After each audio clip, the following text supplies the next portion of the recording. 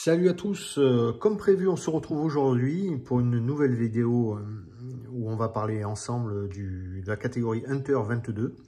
Donc on a commencé un petit peu à avoir pas mal de, on va dire de catégories, que ce soit les cartouches, sa carrière, les optiques, etc. Aujourd'hui on va parler de la partie tuner et bloc tube. On va voir à quoi ça sert, qu'est-ce que c'est, comment ça fonctionne. Et donc là, il n'y aura pas forcément tout dans cette vidéo puisque on va dire que c'est assez vaste et on ne pourra pas tout aborder de façon rapide et de façon exhaustive sur le sujet. Donc, tuner et bloc tube. Donc, avant d'en arriver là, donc sachez que l'idéal, quand vous commencez en Hunter, c'est de tirer avec une carabine, on va dire, out of the box classique avec votre canon nu. Le step numéro 1, on en avait parlé, c'est de trouver déjà la munition qui va convenir le mieux à votre carabine. Donc on en avait parlé. Il n'y a pas trop de secrets niveau munitions. Sachant qu'on a une gamme de munitions, vous savez, en 22, ça va aller de 4 € les 50 jusqu'à plus de 20 €. Et donc, il n'y a pas à tortiller. On va dire que si vous voulez avoir des super résultats, vous allez être obligé de partir sur des munitions haut de gamme, du premium, qui va donc alterner dans les 20, un peu plus de 20 €. La boîte, par exemple, moi, j'utilise les Tenex, donc c'est le haut de gamme, et ça permet, comparé aux autres, d'avoir une meilleure régularité. C'est ce que je vous disais. Donc, au niveau de la précision, vous allez pouvoir tirer, par exemple, 3 cartouches et avoir les mêmes résultats que de la SK rouge, par exemple. Mais un match, c'est 25 cartouches, sans compter les tests, les 25 blasons. Et vous n'êtes pas à l'abri avec du SK rouge, malheureusement, d'avoir du flyer. Alors, vous allez en avoir 2, 3. Mais bon, un match, si vous faites un flyer, vous mangez le match. Moi, à titre perso, j'ai perdu une place la semaine dernière pour 1 point. Donc, l'importance de la cartouche est vraiment prépondérant. Sachez que si vous commencez à perdre 1, 2, 3, 4 points juste parce que vous avez un flyer, forcément, à la fin du match, vous allez payer l'addition. Donc, on reparlera plus tard des cartouches. Mais tout ça pour dire que tant que vous n'avez pas trouvé la super cartouche qui fonctionne avec votre carabine, c'est pas nécessaire d'aller vous équiper d'un tuner, etc., etc. Donc aujourd'hui, on imagine qu'on a la carabine qui fonctionne très bien, qui nous permet d'avoir une très très bonne précision. Donc la précision, vous faites des groupements, vous tirez, vous faites des groupes de 30 cartouches, pas en dessous, parce que sinon 10 cartouches, vous pouvez tomber n'importe quelle marque, 10 cartouches qui sont assez régulières. Le but c'est d'en tirer au moins une trentaine, justement pour éliminer les flyers. Donc vous avez trouvé la bonne cartouche, vous avez un niveau de précision et de groupement qui vous convient. Et donc là, dans ce cas-là, il sera peut-être nécessaire, pour encore diminuer le groupement, d'acheter un tuner. Alors le tuner, qu'est-ce que c'est? Donc là, je vais retirer ce qu'on appelle le bloc tube. Donc ça fera partie d'une autre vidéo. On va se consacrer aujourd'hui uniquement sur le tuner. Donc le tuner, c'est cette partie-là. Et donc cette partie-là, en fait, est réglable. Donc on a une petite vis qui vous permet de faire tourner, de déplacer en fait cette partie, donc la masse, de la déplacer en avant ou en arrière. Donc comment ça fonctionne? Quel est le but? Alors il faut savoir, donc là on va essayer d'imager, essayer de... on va essayer de vous faire comprendre le truc. Donc là on a le canon de votre carabine. Là, vous avez la détente, la chambre, donc on a la cartouche qui est chambrée, et vous allez tirer. Au moment où il y a la montée en pression dans la chambre, parce que même en 22, il y a énormément de pression, on va avoir le canon qui va gonfler, et ça va, on va dire, propager une onde dans le canon, et votre canon, en fait, il va faire ça. Voilà, donc là, j'image à peu près, il va onduler. D'accord? Donc cette ondulation, elle va être dans cet axe-là. Donc ce qui va générer parfois sur le carton des impacts qui vont avoir tendance à jouer dans la verticale, d'accord? Donc de haut en bas, puisque le canon va onduler comme ceci. Donc si c'était uniquement comme ceci, à la limite, on pourrait plus ou moins le gérer, mais le problème c'est que forcément, ça va être plutôt comme cela, c'est-à-dire que, vous voyez, voilà, il va fouetter en fait au niveau de la bouche, le canon va fouetter. Alors, le fait de rajouter une masse en bout de canon, c'est-à-dire ici, va permettre de modifier donc le régime vibratoire du canon. C'est-à-dire que pour la même cartouche tirée, la même pression en chambre, etc., au lieu d'avoir une ondulation comme ceci, sans poids, eh ben, avec un poids qu'on va placer judicieusement sur un nœud de vibration, puisque là, en fait, on voit que ça fait une vague, une sinusoïde, d'accord?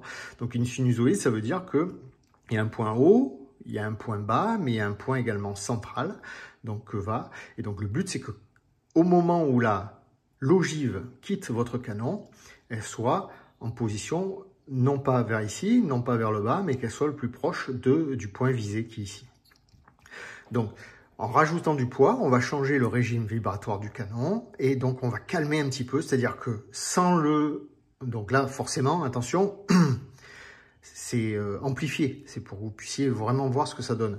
Quand vous tirez sans tuner, ça donne ceci, et quand vous tirez avec un tuner réglé, le but c'est que ça soit comme ceci. Donc en rajoutant du poids à l'extrémité du canon, on va modifier le régime vibratoire et on va calmer un petit peu les embardés du canon.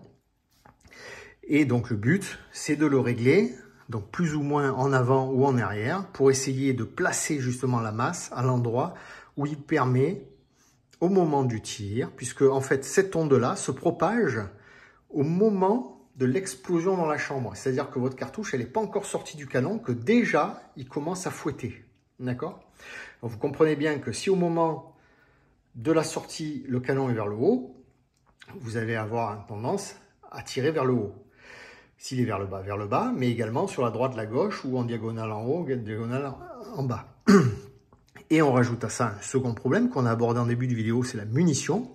Si vous avez une munition qui est pas régulière, puisque dans l'absolu, imaginons, on tire toujours la même munition.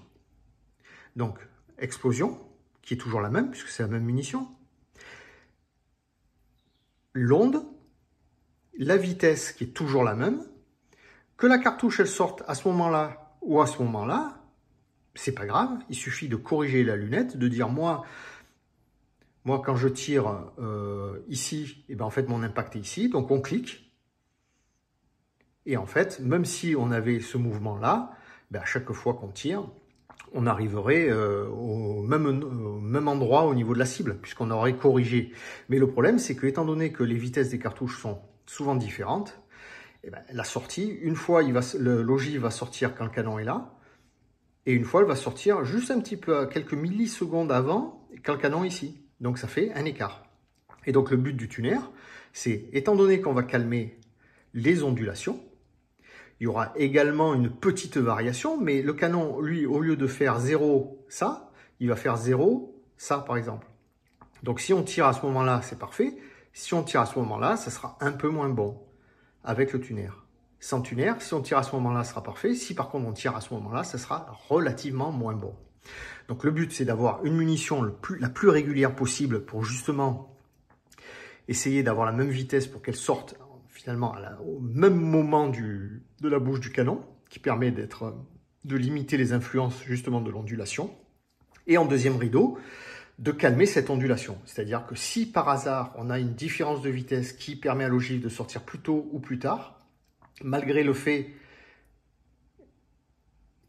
qu'on ne soit pas aligné, étant donné qu'on aura calmé les vibrations, au lieu de sortir ici ou au lieu de sortir là, eh bien on sortira ici ou on sortira là. Donc c'est relativement meilleur et ça c'est bon également pour l'horizontal, en droite-gauche. Donc on comprend l'intérêt du tuner. Alors un tuner, comme je vous l'ai dit, il est préférable de l'installer une fois qu'on a un retour sur l'utilisation de la carabine nue, sans tuner.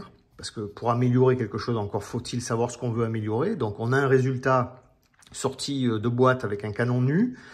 On a trouvé la munition qui est répétable, etc., etc. On sait que, voilà, on groupe comme ça, on fait un groupement, hein, on imagine.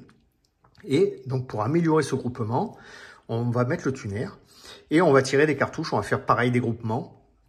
Alors, on va faire plusieurs tours au début, hein, on va déplacer la masse au minimum au minimum. On va tirer, on va voir ce que ça donne. On va faire un groupement de test sans tuner.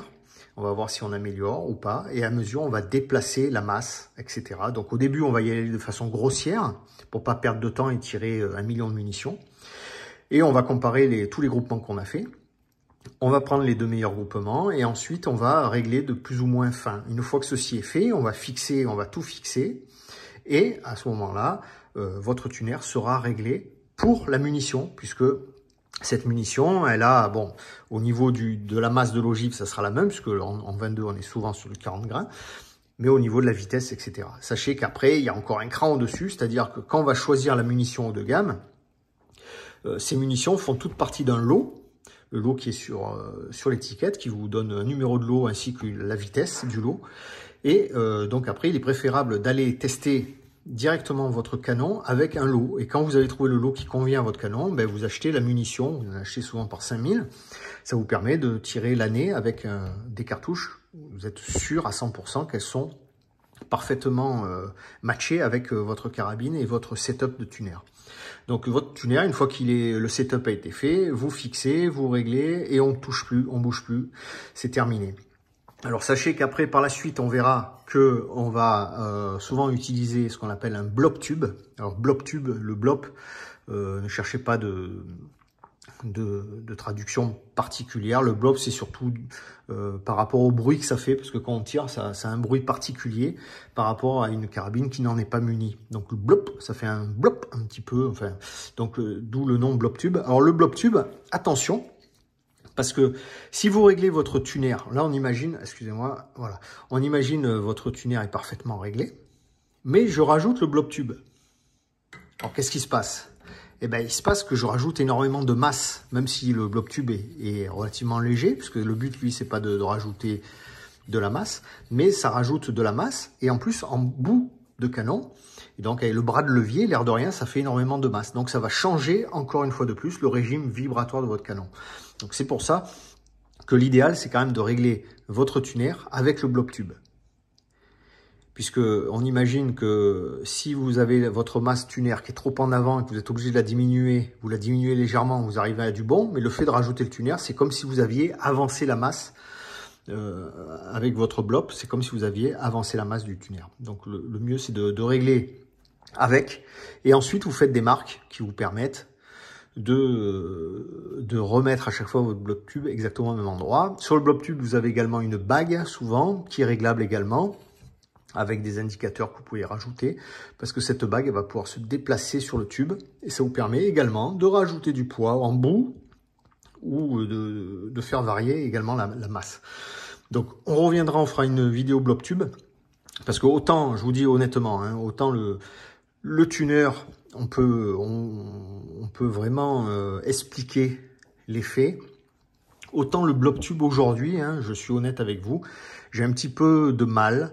Alors, j'essaye de me documenter, j'essaye de faire des essais, j'essaye de discuter avec des gens. Donc, il y en a beaucoup qui disent que ça permet d'avoir une condition, quand la balle sort du canon, d'avoir une condition constante. Puisque quand la balle sort du canon, vous savez que quand la balle sort du canon, c'est les premiers mètres qui sont le plus importants. C'est comme quand vous mettez les girouettes, par exemple. C'est les premières girouettes qui vont influer le plus. On s'en doute un petit peu. Si vous déviez d'1 millimètre à la sortie du canon, ça fera un écart énorme à 50 mètres, alors que si vous diminuez d'1 millimètre à 49 mètres, ça influera très peu à 50. D'accord? Donc, c'est les premiers mètres qui sont importants. Et donc, le blob tube permet à la cartouche, quelles que soient les situations de vent, etc., de sortir toujours dans les mêmes conditions, puisque les gaz vont s'étendre à la sortie de façon, entre guillemets, maîtrisée, toujours dans les mêmes conditions. Alors, après, honnêtement, autant le tuner, on arrive... Alors, il faut beaucoup de finesse. Un tuner, il faut connaître sa carabine, connaître ses cartouches, pour voir la différence avec et sans. Mais une fois que vous avez votre tuner de régler le blob tube, alors là, c'est encore plus fin. Je pense que ça se joue vraiment à rien. C'est pas évident. Donc, c'est pour ça que je referai une vidéo là-dessus, parce que c'est pas évident. Et après, pour ma part, je pense aussi qu'il y a beaucoup l'aspect psychologique qui fait beaucoup dans le tir, puisqu'il faut pas oublier que le tir, c'est aussi une discipline où la psychologie est très importante, la maîtrise, la psychologie, la respiration, etc. Et donc, effectivement, quand vous arrivez dans les concours, tout le monde a des blocs tubes. On est persuadé de l'efficacité du bloc tube, etc. Et donc, du coup, on se sent mieux, on se sent plus détendu parce qu'on sait qu'on est dans les mêmes conditions que le concurrent à côté, qu'il n'y a pas de raison qu'on n'arrive pas à progresser. Voilà, donc ça, c'est le côté psychologique. Parce qu'après, le côté vraiment efficacité sur le papier, je ne suis pas aujourd'hui en mesure de vous prouver quoi que ce soit au niveau du bloc tube, ni vous expliquer réellement les effets que ça a sur la trajectoire de l'ogive quand elle quitte le canon jusqu'à la cible. Donc je vais essayer de travailler là-dessus, essayer de trouver des réponses, et puis on en discutera dans une autre vidéo. Voilà, écoutez, si vous avez des questions concernant le tuner, son utilisation, sachez que aux États-Unis c'est quelque chose qui est énormément utilisé, pas uniquement sur la 22, hein, sur énormément de calibres, puisqu'on sait que quand on tire, le canon il ondule, ça c'est évident. Alors attention, hein, je vous le répète, il n'ondule pas que de bas en haut, mais il va fouetter hein, comme ceci. Et chaque canon, par rapport à sa longueur, par rapport à son diamètre, va plus ou moins onduler dans une direction on va dire plus ou moins aléatoire. En fait, bon, à chaque fois, si à cartouche équivalente, il va avoir tendance à répéter exactement le même truc, mais sachez que si vous tirez avec une CZ, le canon va pas réagir pareil qu'avec une Anschutz ou pareil qu'avec une Tikka ou etc. etc. Donc chaque canon a une tendance un petit peu à onduler, ça se joue à pas grand chose. Et donc ça, une chose est sûre, le canon ondule, c'est évident. Il ondule plus ou moins et le tuner va permettre justement, hein, puisque là c'est physique, on peut l'expliquer, on rajoute du poids en bout et donc on va calmer cette ondulation. Les harmoniques, on va régler au niveau du canon. Donc voilà, donc n'hésitez pas, si vous avez des questions là-dessus, si je peux vous répondre, je me ferai une joie de le faire. Je vous dis à très vite et on parlera encore du Hunter 22, je pense. Et on parlera d'autres choses. Alors, je ne sais pas dans les vidéos à venir qu'est-ce qu'on a. On a le bloc tube pour rentrer un peu plus dans les détails. On a le dérésonateur. On verra ensemble ce que c'est. On reviendra également sur la partie cartouche parce que c'est important. Et j'y travaillé un petit peu. Donc, je commence à avoir un petit peu un retour. Hein, puisque on se dit, ouais... les cartouches à 7 € font le job, etc. etc. On parlera un petit peu de tout ça. Il faut savoir que pour retenir, comme je dis toujours, en Hunter, le point il coûte très cher. Et que un point de plus, un point de moins sur un match, ça peut faire une très très grosse différence.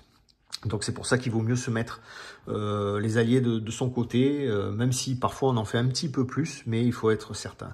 Je vous rappelle que le Hunter, le bench Hunter, comme le bench gros calibre, c'est un peu de la Formule 1 du tir, et qu'on ne peut pas laisser au hasard le moindre petit doute, et le moindre millimètre de gratté peut avoir un intérêt à le faire. Alors c'est vrai que, par contre, tout ceci a un coût, et on se rend compte que, par exemple sur les 250 points d'une cible, les 230 points sont très vite atteints.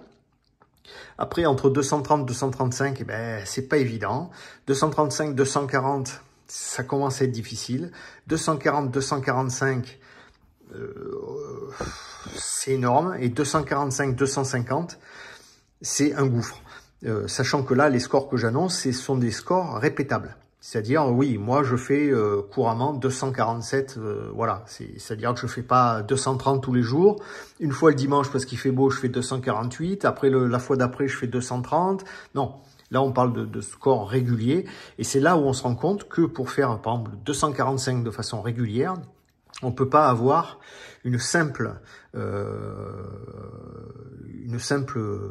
CZ 457 avec un bipied, des cartouches moyens de gamme escarrouge, avec un sac arrière, en épaulant, etc., etc. Le mec qui fait 245 tout le temps avec une carabine comme ça, avec des cartouches moyens de gamme, ben, je l'ai pas encore vu. Hein. Alors, il y en a, ils disent oui, c'est pareil, etc.